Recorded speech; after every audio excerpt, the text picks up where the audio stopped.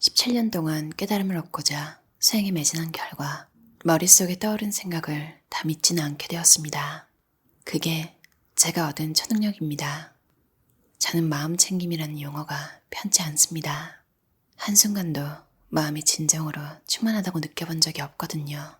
늘 허전해서 누군가로 또는 뭔가로 채워졌으면 하는 공간이 남아들고 있죠. 제가 추구하는 건 의식적 현존 상태, 즉 지금을 온전히 의식하며 살아가는 것입니다. 하지만 그렇게 표현하면 마치 조금 더 긴장을 풀면 안 되는 힘든 일처럼 들립니다. 그런 이유로 저는 알아차림이라고 말하는 게 더 좋습니다. 5월 어느 일요일 오후 스웨덴에서 가져와 여기저기 긁힌 자국이 있는 붉은색 이케아 소파에 누워있는데 열린 창문으로 따뜻한 바닷바람이 살살 불어왔습니다. 출장 다닐 땐 비즈니스석을 이용했습니다. 해변엔 멋진 집도 있었죠. 2달 뒤엔 당시 스웨덴 최대의 가스업체였던 AGA 자회사의 역대 최연소 재무 담당 최고 책임자가 될 예정이었습니다. AGA 사보에 제 특집 기사가 실릴 정도였으니 겉보기엔 확실히 성공 가도를 달리고 있었어요. 그때 제 나이가 겨우 만 26이었습니다. 주변에서 볼 때는 그림처럼 완벽한 인생이었습니다. 하지만 겉보기에 성공한 사람 대부분이 결국엔 깨닫게 되죠. 성공이 행복을 보장하지 않는다는 사실을요. 성공과 행복은 서로 다른 것이니까요. 다른 사람들의 눈에는 제가 인생을 능숙하게 살아나가는 것처럼 보였을 겁니다. 확실히 물질적으로나 직업적으로는 많은 것을 이룬 상태였습니다. 대학을 졸업하자마자 3년 동안 6개 나라를 돌면서 치열하게 일했습니다. 하지만 매 순간 엄청난 의지력과 자제력을 발휘해서 겨우 버텨낸 거였죠. 저는 여전히 성내를 숨기고 재무관리에 관심이 있는 척했습니다. 우리는 무언가에 진심이 아니더라도 열심히 흉내를 내면 생각보다 무척 오래 버틸 수 있거든요. 하지만 자제력만으로 더는 해낼 수 없는, 아니 해내고 싶지 않은 날이 옵니다. 한 사람의 일상에서 대부분을 차지하는 일은 우리 존재의 더 깊은 부분에 자양분과 활력을 공급해야 합니다. 그런 유형의 자양분은 흔히 성공해서 얻을 수 없습니다. 오히려 함께 일하는 사람들과 끈끈하게 이어져 있다는 느낌에서 자신의 업무가 의미 있고 자기 재능이 어떤 식으로든 세상을 바뀌게 한다는 느낌에서 나오죠. 제 경우에는 일하러 나가려고 빈틈없이 차려입고 반짝거리는 서류 가방을 집어들면 마치 연극에 출연하려고 분장한 것 같았습니다. 아침마다 거울 앞에서 타일을 메고 엄지를 치켜 세우며 이렇게 말하곤 했죠. 자, 오늘도 신나게 시작해볼까? 하지만 속으론 이렇게 중얼거렸습니다. 기분이 별로야. 일하러 가기도 싫고. 일 생각만 하면 왜 이렇게 불안하지? 마음 한구석엔 늘 의심이 회오리처럼 몰아치는 것 같아. 내가 준비를 제대로 했을까? 기대에 부응할 수 있을까? 상사들이 나를 언제쯤 꿰뚫어볼까? 내가 그냥 경제에 관심이 있는 척하고 있다는 걸 언제쯤 알아차릴까? 문득 스톡홀름 경제대학에서 공부했던 책의 한 대목이 떠올랐습니다. 대기업 재무 담당자의 주요 동기는 무엇인가? 바로 주주의 이익을 극대화하는 것이다. 그 순간 저는 제가 주주의 이익에 아무런 관심이 없다는 사실을 깨달았습니다. 그게 나한테 무슨 의미가 있지? 내가 주주를 한 사람이라도 만난 적이 있나? 만났다 해도 내가 왜 그 사람들의 재산을 최대한으로 불리는데 전력을 기울여야 하지? 우리는 누구나 생각을 내려놓을 능력이 있습니다. 다만 약간의 연습이 필요할 뿐입니다. 그 잠재된 능력을 무시하거나 아예 잃어버린다면 우리 삶은 여태까지 몸에 깊이 밴 행동과 관점에 저어됩니다. 모든 결정을 습관적으로 내리게 되죠. 결국 우리는 같은 트랙을 계속해서 돌고 또 돌게 됩니다. 그런 삶은 자유롭지 않습니다. 그 안에는 존엄도 품위도 없습니다. 그렇다면 목줄을 끊어내기가 쉬울까요? 쉽지 않습니다. 그래도 최선을 다할 만한 가치가 있을까요? 물론이죠. 싸우고 나서 한 달 뒤 예태보리로 돌아와 3인칭이 주로 거주하는 마요르나 구역에서 원룸을 하나 빌렸습니다. 그런 다음 어느 식당에서 접시 닦는 일을 했습니다. 첫날 싱크대 앞에 서 있는데 뒤에서 다른 직원들이 수근거리는 소리가 들렸습니다. 야, 접시 닦기가 새로 들어왔네. 이 자식은 스웨덴어를 한마디로 알아들을까? 속에서 제 자존심이 비명을 질렀습니다. 내가 이래봬도 얼마 전까진 상당히 중요한 사람이었다고. 명상을 진지하게 시도해보면 놀라운 사실을 깨닫게 됩니다. 지금까지 아무리 합리적이고 이성적이며 분별 있고 실용적인 사람이라고 자처하는 삶일지라도 알고 보면 대부분 사고 과정이 이리저리 날뛰는 서커스의 원숭이처럼 제멋대로 오락가락하는 생각들로 이루어져 있다는 걸 말입니다. 많은 이가 명상을 처음 시작할 때는 마음이 금세 고요해질 것이라고 생각합니다. 하지만 전혀 그렇지 않습니다. 잠깐 동안은 그럴 수 있지만 정말 잠깐뿐입니다. 죽은 사람의 마음만이 계속해서 고요할 수 있죠. 살아 숨쉬는 한 우리는 두뇌를 쓰기 마련인데 본래 어떤 안을 구성하고 그 안을 다른 안과 비교해서 새로운 안을 재구성한 뒤 그것에 또 다른 의문을 제기하는 것이 두뇌의 일이니까요. 많은 어려움이 있었지만 저는 승려가 되기로 한 제 선택을 한 번도 후회하지 않았습니다.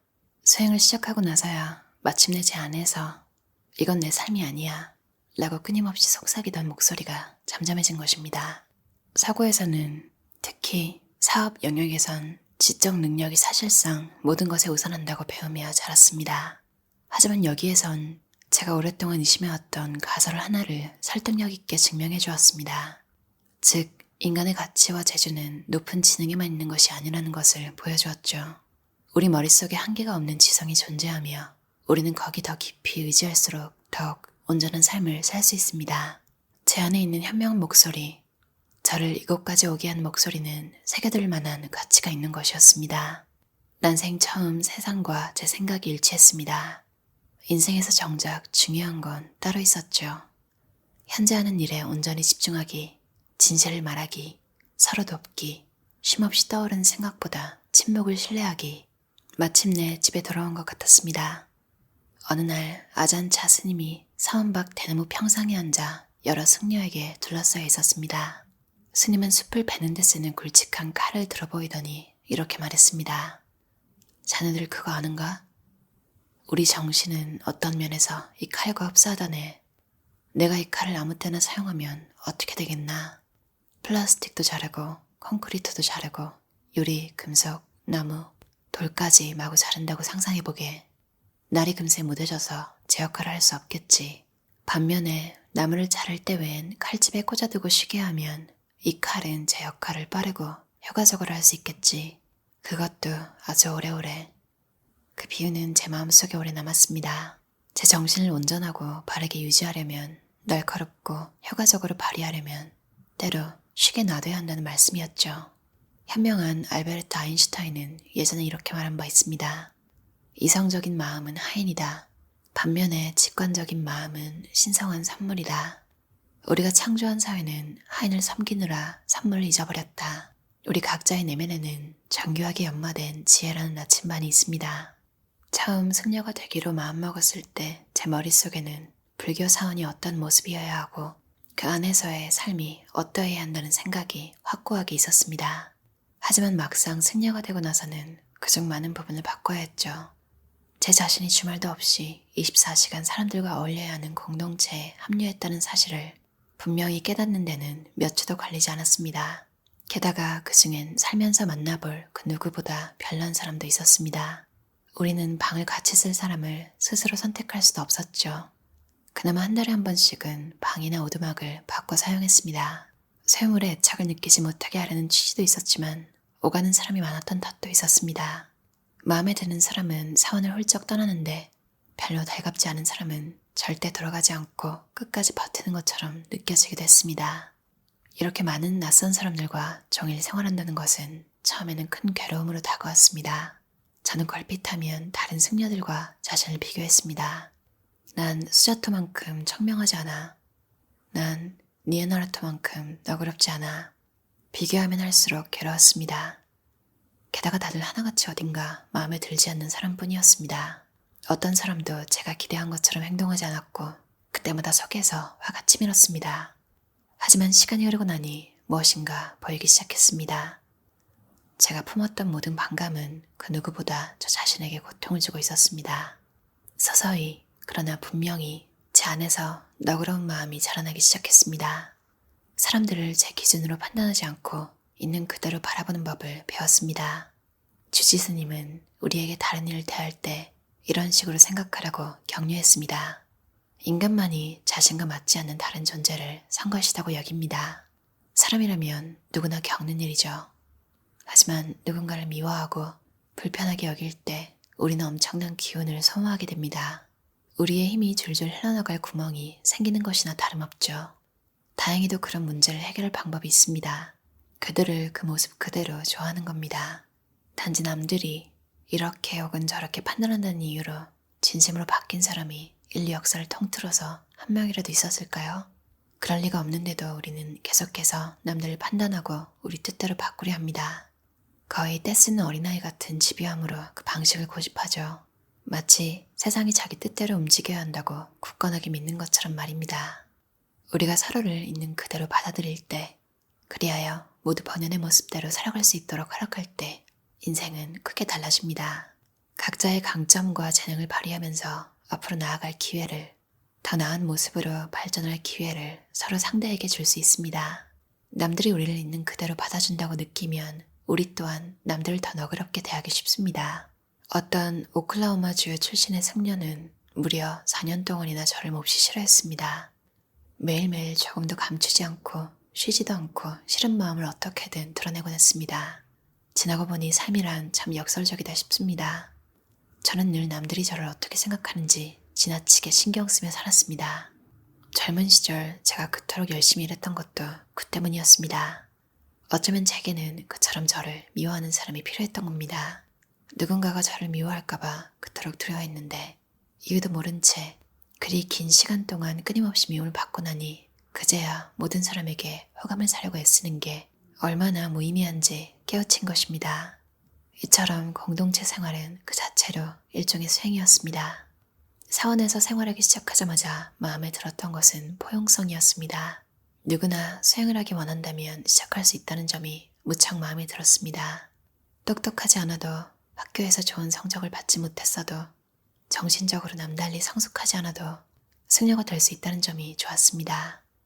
오직 산을 갖고 최선을 다하면 누구나 이 공동체의 일원이 될 수 있다는 것이 제 마음을 샀습니다. 우리는 그렇게 함께 사는 법을 배웠습니다. 사원에는 늘 먹을 게 풍족했습니다. 인근 주민들은 그들의 형편과 무관하게 사원에 찾아오면 언제나 음식을 대접받을 수 있었습니다. 사원이 위치한 지역은 태국에서 꽤 가난한 곳이었죠. 음식뿐 아니라 우리가 시주를 받은 물건도 당장 사용할 것이 아니라면 나누었습니다. 물건이나 재산은 쓰이는 것이지 쌓아두는 것이 아니었습니다. 아침 8시 30분 하루 중 유일하게 공양하는 시간이었습니다. 하루 한 끼만 먹는 일종식에 적응하기까지 몇 년이 걸렸죠. 처음엔 걸으면서 명상하는 행선 시간의 대부분을 피자와 아이스크림 생각만 하면서 보낼 정도였습니다. 오후 5시, 마침내 기다리고 기다리던 차와 커피를 마시는 휴식 시간입니다. 승려들은 아침 공양을 하고 나서는 물만 마실 수 있는 만큼 늦은 오후에 나오는 달콤하고 뜨거운 음료를 무척 고대했습니다. 특히 저는 심각한 커피 중독에 시달렸습니다. 하루 종일 졸음과 싸워야 했던 것도 아마 그 때문이었겠죠. 차를 마시는 시간은 담소가 오가는 즐거운 시간이었습니다. 이따금 스승님이 우리 질문을 받아주기도 하고 때로는 설법을 나누었습니다. 내려놓기는 어쩌면 제가 배운 가장 중요한 가르침일 겁니다. 내려놓기의 지혜는 참으로 심오합니다. 내려놓을 수 있을 때 얻는 것은 끝이 없죠. 우리를 쓸모없는 존재라고 느끼게 하고 외로움과 두려움을 부른 생각들은 내려놓는 순간 힘을 잃습니다. 그 생각이 옳다 하더라도요. 물론 말은 쉽고 실천은 어렵습니다. 하지만 가장 내려놓기 어려운 생각이 결국엔 우리에게 가장 해로울 수 있다는 사실을 깊이 들여다보길 바랍니다. 우리의 막연한 관념과 의지대로 삶이 이루어지리라고 기대하지 않는 것이 지혜의 시작입니다. 우리가 극히 무지하다는 것을 이해할 때 지혜가 싹 틉니다. 인간은 본래 자신이 더 행복해지는 방향으로 살아가려는 습성이 있습니다. 그리고 내가 틀릴 수 있어, 내가 다 알지는 못해 라는 생각에 익숙해지는 것만큼이나 우리가 확실하게 행복해질 방법은 흔치 않습니다. 비온 나티코 린데블라드 저자의 내가 틀릴 수도 있습니다 라는 책이었어요. 원서 제목도 I may be wrong 이거든요. 번역이 그대로 됐어요. 이 제목 같은 마인드를 가진 사람은 남녀노소 불구하고 참 편한 것 같아요. 특히 내가 틀릴 수 있다는 그런 전제가 아예 없는 사람들을 만나고 나면 너무 지치는데 또 막 그런 생각을 하다가 맞다, 이 저자가 수행을 할 때 온갖 번뇌 그리고 싫은 사람, 그런 사람들과 공동체 생활하면서 깨달은 게 있잖아요. 판단하지 않는 것, 있는 그대로 볼 것.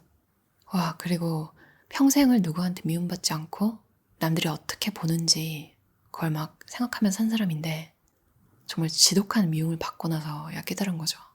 진짜 부질없다. 미움받지 않으려고 노력하는 것은. 정말 밑도 끝도 없이 우울한 기분이 가끔 드시나요? 저는 가끔 그러는데요.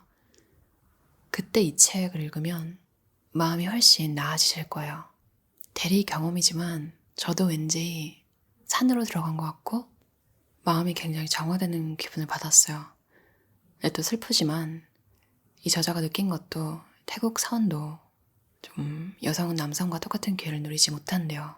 그래서 좀 슬펐는데 그래도 저자의 책을 통해서 대신 경험할 수 있어서 좋았어요. 이 책에서 일종식이라는 이야기가 나오잖아요. 하루에 한 끼 먹는 거. 그래서 굉장한 수행이다. 그것도 아침에 한 끼 먹고 그래서 괜히 검색을 좀 해봤죠. 근데 되게 슬픈 기사를 봤어요. 태국 숙녀들이 하루 한 끼를 먹는 건 맞는데 이렇게 사람들이 주는 음식을 먹잖아요. 근데 거기 인스턴트랑 좀 안 좋은 음식이 많나 봐요. 그리고 또 하루에 한 끼밖에 못 먹다 보니까 이제 폭식을 하는 거죠. 폭식 플러스 질이 나쁜 음식. 그렇게 먹고 탄수화물을 되게 많이 드시나 봐요. 거의 반 정도가 과체중이라고. 여기 책에도 에피소드가 나오는데 이 저자가 이렇게 길을 걸어서 이제 목적지에 가려고 하는데 사람들이 자꾸 음식을 주려고 하는데요. 그때마다 거절을 해야 하는데 정 그렇다면 마실 거를 이제 타협을 하는데 뭐 마시고 싶냐고 하면 이 저자가 펩시요. 펩시콜라를 받아서 이렇게 마셨다는 이야기가 나오거든요. 그래서 진짜인가 보다. 1일씩이 건강에 도움이 될 수 있지만 정말 먹는 음식의 종류가 굉장히 중요하구나. 이런 생각을 또 했어요. 마음 챙김 그리고 수행 같은 것에 환상 때문에 누군가는 그런 영적인 삶을 살고 있는데 내 인생은 너무 추잡하다. 이런 비교 때문에 또 괴롭고 남들은 다 화목한 가정에서 살고 있는데 나의 인생은 왜 내가 어떻게 할 수 없는 이런 인간관계들로 이루어져 있지? 내가 아무리 노력해도 뭔가 해결되지 않는 부분이 나를 너무 힘들게 한다. 이런 갖가지 고민들이 있으실 때 읽으면 정말 마음이 훨씬 나아지실 거예요. 저도 그랬거든요. 제가 처음에 읽었던 문장 다시 한번 읽고 끝낼게요. 17년 동안 깨달음을 얻고자 수행에 매진한 결과 머릿속에 떠오른 생각을 다 믿지는 않게 되었습니다. 그게 제가 얻은 초능력입니다. 들어주셔서 감사합니다.